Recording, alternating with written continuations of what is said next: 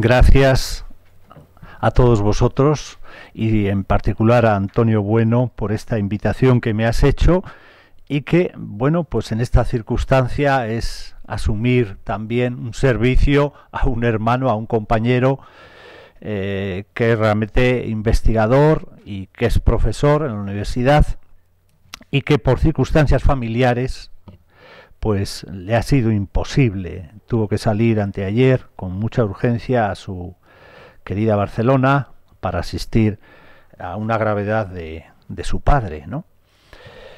Entonces, la ponencia suya es la de Nicolaus Eymerich, como digo, un dominico antilulista. Él, como va a ser imposible leer todos las hojas, los folios que tiene, sí que empezaré diciendo que divide el trabajo en 5 partes. Las 5 partes son: la primera, la figura del cuervo y de Adán. Segundo, un hombre polifacético. La tercera, su obra. La cuarta, la inquina irracional contra el beato Ramón Llull. Y la quinta, los últimos años de Fray Nicolás o Nicolaus Eymerich. Comienza, como digo, con el punto primero, la figura del cuervo y de Adán. Bueno, las imágenes que vais viendo, por casualidad traía un pendrive y van a ir saliendo, ¿no? Y forman parte de una película que se ha hecho sobre Nicolás o Nicolaus Eymerich. Es una película italiana, Il Castello de Eymerich. Está rodada en el año 2007 y sigue teniendo actualidad.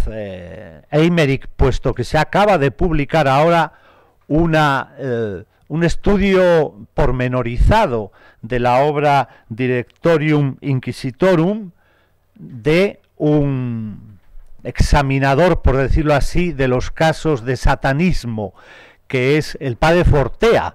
Pues la tesis doctoral es de Eymerich, o sea, que realmente pues tiene actualidad. Primer punto, la figura del cuervo y de Adán.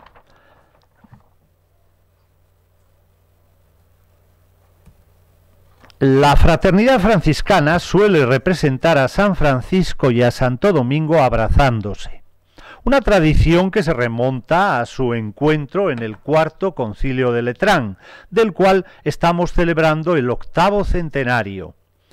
Ambas órdenes nacieron en un contexto, el urbano, que cambió para siempre a Europa con su evangelización. Si consideramos que el sistema feudal no respondía ni podía responder ya a las necesidades religiosas de la nueva sociedad. Los mendicantes sí lo hicieron, básicamente a través de la predicación en lengua vulgar. Sin embargo, pronto este anuncio del Evangelio se convirtió en algo exquisito y los frailes de uno u otro signo empezaron a frecuentar las nacientes universidades. Domingo y Francisco se convierten entonces en Santo Tomás y en San Buenaventura, en un nuevo abrazo, esta vez intelectual, al conseguir cátedras propias en la todopoderosa Universidad de París, allá por el año 1256. En el marco de ambos abrazos nace la idea de presentar a Fray Nicolaus Eymerich, dominico, intelectual y hombre culto, pero también inquisidor e insensato. Por entonces, a mediados del siglo XIII, ya habían comenzado también las rencillas y las peleas fraternas. Mientras unos acusaban a los otros de milenaristas, los otros acusaban a los unos de cuervos por su color de hábito. Tal vez esta caracterización pueda cotejarse con Fray Antonio de Guevara, franciscano y cortesano de Carlos V.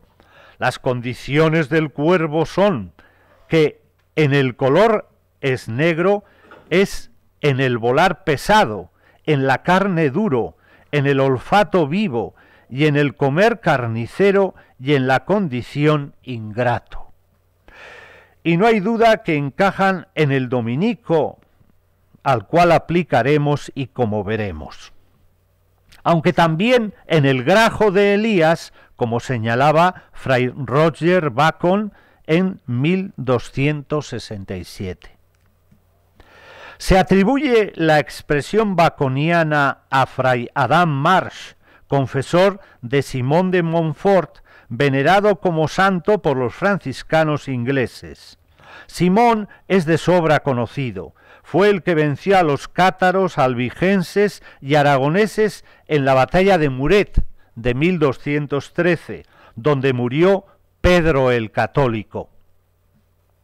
Su hijo, Jaime I, a instancias de San Ramón de Peñafort, instauró la Inquisición en sus reinos en 1249 a partir de la bula Excommunicamus de Gregorio IX en 1231, que establecía la Inquisición pontificia tras el fracaso de la episcopal anterior.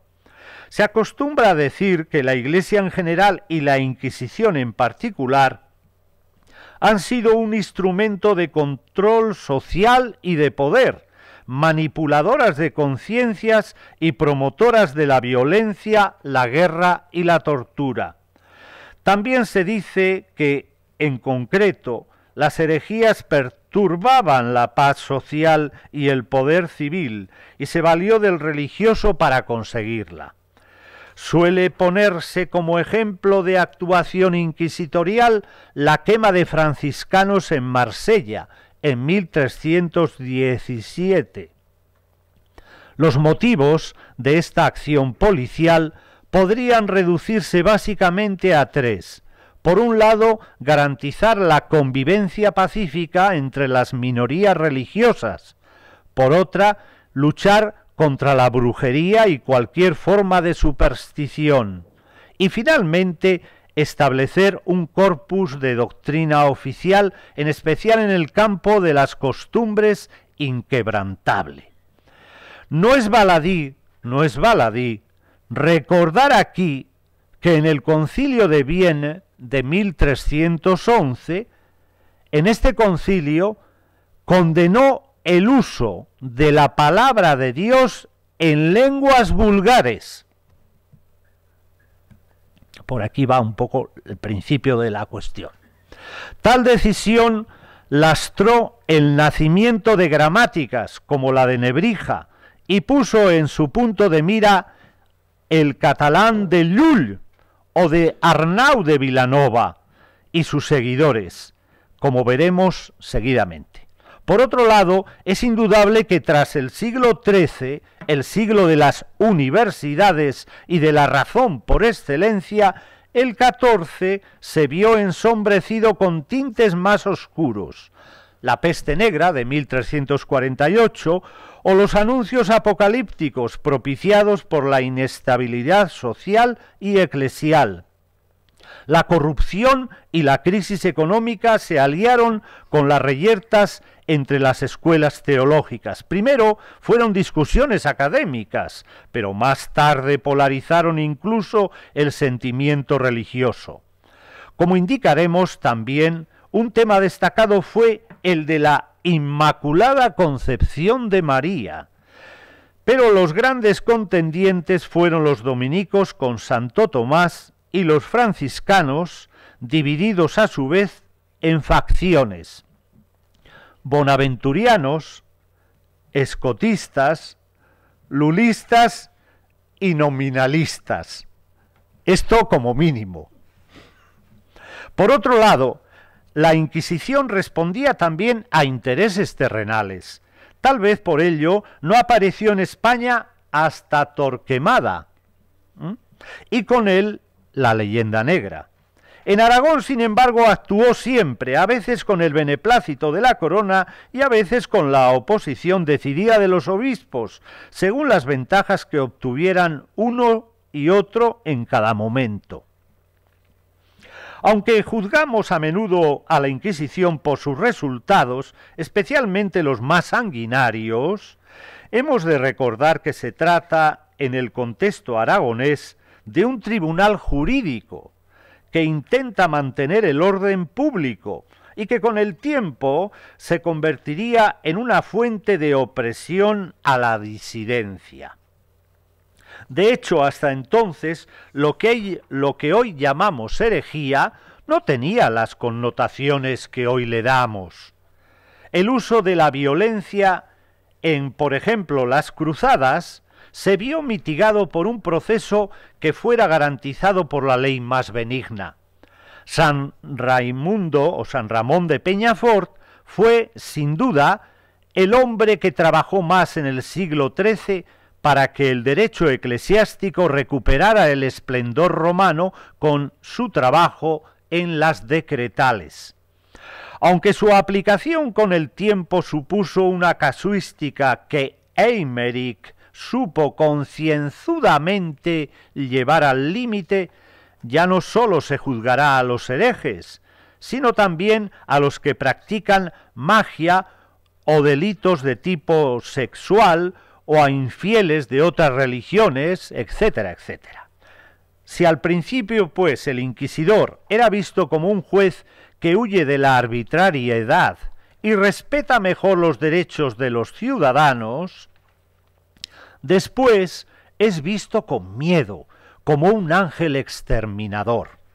Fray Nicolau, o Nicolás, sin embargo, se ve a sí mismo como un nuevo Adán, enviado por el Papa para limpiar, o que limpia, el paraíso, la iglesia, las malas hierbas, y lo guarda de las bestias, tal como él mismo dice. Y veámoslo.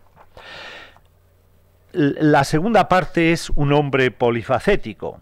Solamente voy a leer el primer párrafo para pasar a lo que nos interesa, que es la cuestión de Lull. Nicolau Eymerich, nacido en Gerona en 1320, ingresó en la orden con 14 años o poco más y acabó sus estudios en 1351, donde estaba ya estudiando en Francia. Tanto en Toulouse como en París leyó el canonizado en 1320 Tomás de Aquino. ¿Cómo se pasa el...? Para que vayan saliendo imágenes de Nicolás. Es que me parece que lo tiene cambiado. Sí, a ver, pues... Vale, perfecto. A ver, la primera sería... Sí. Esta. Bueno, usted vale. Al año siguiente aparece como maestro de estudiantes en Barcelona y 5 años más tarde, en 1357, sucedió a Fray Nicolás Rochelle como inquisidor general de Aragón. Sus intervenciones, como en el caso del franciscano espiritual Fray Nicolás de Calabria, le granjearon no pocos enemigos, como el infante Fray Pedro de Aragón, el cual parece que consiguió que su sobrino, Pedro el Ceremonioso, impugnara su actuación. Así es depuesto del cargo en 1360 y 2 años más tarde es nombrado vicario y más tarde provincial de Aragón, aunque no llegó a ocupar el cargo porque Urbano V invalidó la elección tras conocerse irregularidades en las votaciones. Depuesto del cargo en 1362, lo volvió a ocupar en 1366 y entonces comienza su caza de brujas contra los lulistas, como después veremos. 10 años más tarde, en 1376, el rey sitúa con 200 caballeros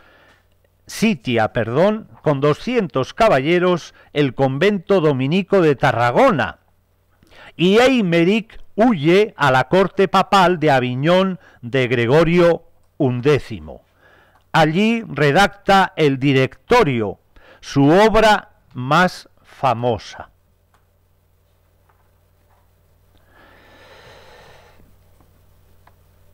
Al año siguiente, 1376, acompaña a Gregorio a Roma. El Papa por fin volvía del exilio aviñonés, pero su muerte provocó el cisma de Occidente. Elegido el italiano Urbano V, sucedido por Bonifacio IX en 1389, poco después se elige un antipapa, Clemente VII, cuyo sucesor fue el célebre Benedicto XIII, el Papa Luna, en 1394, que Eymerich decididamente apoya.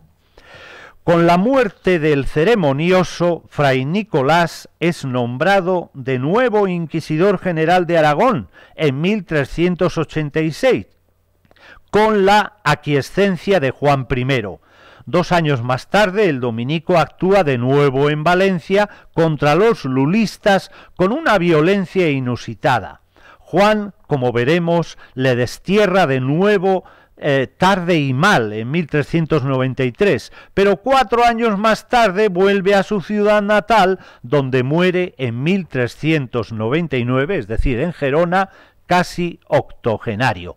De hecho, allí tiene la tumba, si no me equivoco, en Gerona.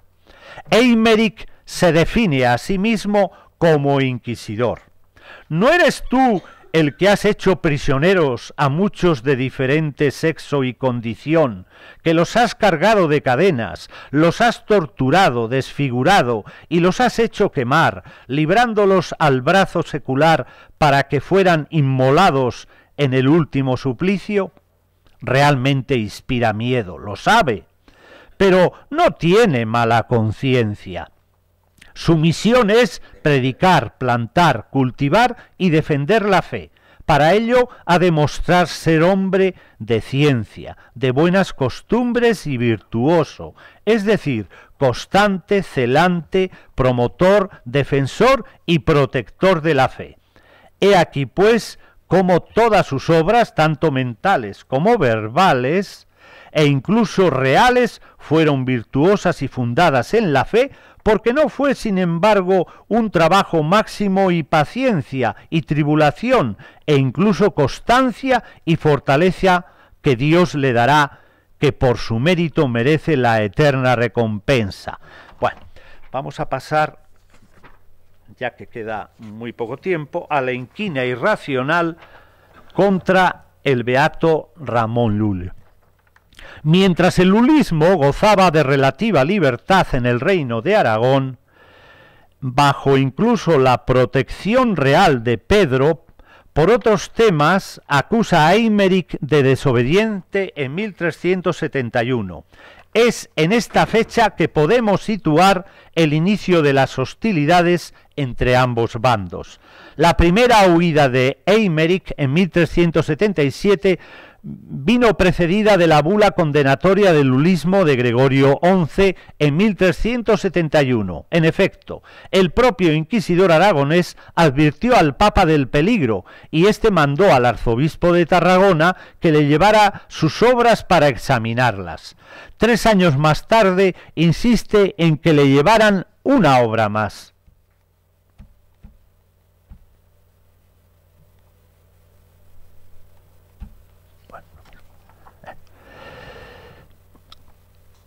Pedro, y todavía 3 años después, el rey ceremonioso pide que el examen de las obras del beato se haga en Barcelona con expertos que supieran catalán. Para entonces, en 1377, el dominico ya había sido destituido de su cargo y se encontraba en la corte pontificia. Y para entonces también ya había sido escrita la bula Conservationi Puritatis Catholicae Fidei de 1374, reprobando 200 artículos lulianos, aunque su efectividad es más que dudosa, así como su autenticidad. En la película aparecen cosas tremendas de él. Por ejemplo, 3 sicarios que él contrata para falsificar y poner al margen comentarios e ilustraciones al respecto, cosa que el mismo Llull no había hecho, ¿no? A ver si lo vemos por aquí en la película. Aquí están los dibujos que van a ir intercalando en las obras de Lull para que las condenen. Bueno, y aquí vemos la obra originaria con sus falsificaciones. Ya hemos indicado que el Directorio de 1376 condena el lullismo. Eymerich transcribe 100 errores de los más de 500 que ha encontrado en las obras del Beato y lo explica así. Después, el señor Papa Gregorio, en consistorio y también con el consejo de sus hermanos, interdijo y condenó la doctrina de Ramón Llull, catalán, mercader, oriundo de la ciudad de Mallorca, laico, fantástico, imperito, que editó muchos libros en vulgar catalán, porque ignoraba del todo la gramática, cuya doctrina era muy divulgada. He aquí un buen resumen de todo lo que le molesta de Llull. No pertenece a la casta de los periti, expertos, sino que es un mercader. No escribe en lengua culta, es un miserable laico, y por tanto ajeno al gremio de los nuestros y de los maestros. Además, como si fuera un nominalista, juega con las palabras, y sus seguidores no son mejores, mercaderes, artesanos, zapateros, tintoreros, toneleros, toda gente indocumentada. En el fondo, como se ha insistido, no ha entendido en absoluto Nicolau al Beato, ni lo ha estudiado, ni le interesa lo más mínimo, aunque diga que sí, las citas, etc. Pero los extractos erróneos de Llull no son sino una manipulación inserta del inquisidor, como demostró en una tesis doctoral per Arnau en 1997. Ni los artículos coinciden con el texto lulliano, ni su sentido se corresponde con el que tienen originalmente. Bueno, la demostración de lo que venimos diciendo son otros 4 folios, que es improbable ya que se pueda decir. Vamos a acabar diciendo los últimos años. En 1391, Fray Nicolás está en Lérida, y mientras investiga al lulista de Alcoy, el franciscano Fray Pedro Rochel, parece que predica que en Valencia había más de 500 herejes y que toda ella sabía a diablos. Condena a cadena perpetua al lulista valenciano Pere Castellvís. La Universidad Leridana acogía al lulista y estudiante de Derecho Antonio Riera, también con proceso abierto y respaldado económicamente por los jurados valencianos. La situación, pues, cambia de sentido. Después de la paz, que suponía no tramitar con prisa las quejas municipales al Papa ya mencionadas, Eymerich replica con escritos, procesos y sermones, aunque los eimerianos o eimericianos consideran imposibles tales acusaciones. El hecho de que fuera tan escandaloso y peligroso a juicio de los valencianos provocó la reacción real. Juan I, tras escribir al Papa diciendo que Eymerich era alumno de la maldad, en abril lo destierra. Se refugia en la Seu d'Urgell y en Organyà y sigue su proceso contra Riera, en fin, en procesos, ¿no? La destitución de Eymerich también provocó tensiones en el seno de los dominicos. Hasta 1388 el inquisidor general de Aragón era único. A partir de entonces los valencianos obtuvieron su propio inquisidor, Fray Pedro Guils, mientras el hombre de confianza de Eymerich, Fray Bartolomé Gassó, ejercía de inquisidor general. El inquisidor para Valencia fue oficial a partir de 1393, ya que hasta entonces ambos dominicos se atribuyen las facciones y Fray Pedro es, como no, perseguido por Eymerich. A pesar del nombramiento como inquisidor general de Aragón, de Extremo Rabassa, en 1392, el gerundense Eymerich actúa en Barcelona contra Felipe de Ferrera a finales de año. En marzo, Barcelona, escribe Eymerich estas duras palabras. Bueno, están en catalán. Siat cert que esta ciutat ha per acordar de nostreus a terra de fundre hic. Finalmente, el perseguidor del ulista tiene que irse a Aviñón en 1393. Aquí, cesado de su oficio, escribe la cuarta obra antilulista, la Fascinatio Lulistarum, aunque de esta ya no está dedicada al Papa Clemente, sino a su sucesor Benedicto XIII, el Papa Luna. Bueno, todavía quedan 7 o 8 folios más.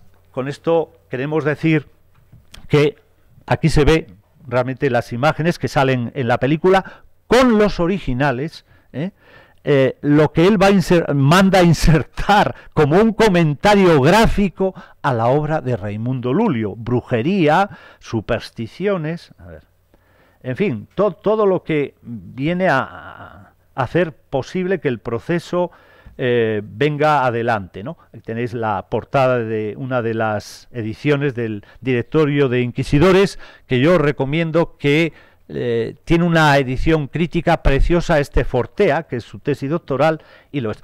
Esta es la portada de la película de Valerio Evangelisti, Nicolás Eymerich Inquisidor, un Sherlock Holmes al servicio de la Santa Inquisición, ¿no? Bueno, pues son imágenes, ¿verdad?, gráficos y demás de, como digo, la película, que por casualidad pues traía en uno de los pinchos. Bueno, etcétera. Aquí tenéis el estudio donde él evoca, ¿no?, esas escenas, y la obra originaria del gran Raimundo Lulio, que, como sabéis, le gustaba hablar en lenguas para hacer ecumenismo, 7 lenguas que él arriesgó no solamente entre el pueblo, sino en las universidades que él fue pasando, y con la gente no solamente alta, en sentido de responsables políticos o sociales o religiosos, sino de la gente normal y corriente. Gracias.